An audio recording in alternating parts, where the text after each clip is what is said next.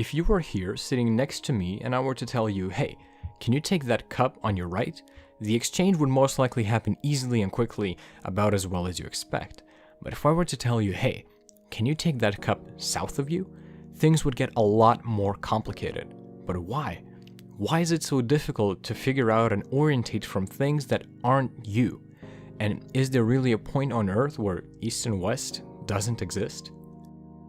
In physics, to be able to measure something and to be able to tell where you are, you need a reference point. The easiest of all reference points to measure from is you. It's much easier to figure out where an object is relative to you rather than finding out where the object is relative to the Earth and where you are relative to the Earth. There are cultures like the Tseltal that don't even have words for left or right, but most cultures in the world have adopted this egocentric orientation.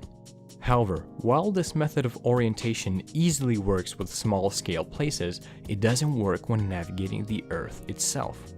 If I was sitting at my desk while my friend was sitting at his desk and someone told me that on my left, a few kilometers away, there's a really nice gift box for me, and for some reason I decided to share these news with my friends, it is a high chance that our personal lefts would most likely not match. And if we were both to go there, we would most likely go in completely different places. However, if I were to tell him there's a gift box east of us, provided we're not on the other sides of the world, we would know exactly where to go. But if that's the orientation, why not have an east and west pole?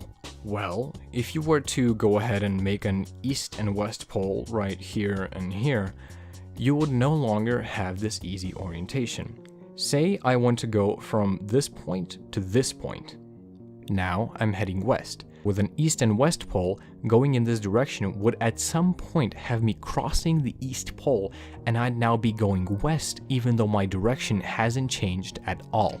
But with no poles, I could circle the Earth multiple times in this direction and be able to confidently say that I was heading east the entire time.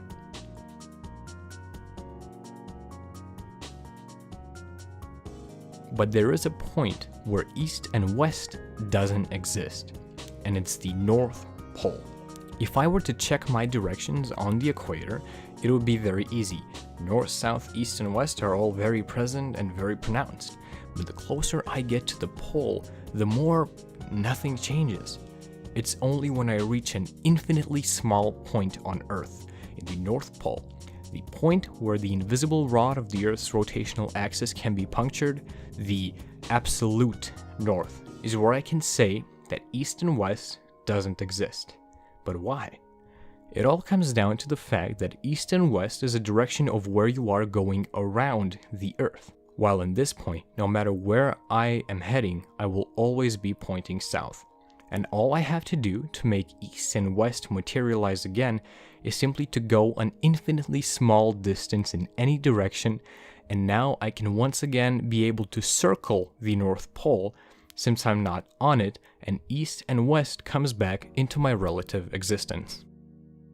Thank you everyone for watching. This is not my first video, but I really hope that I am improving with my speaking and my quality of the videos, and it's all really strange and difficult, but I mean, in quarantine there is a lot of time, so why not give it a shot?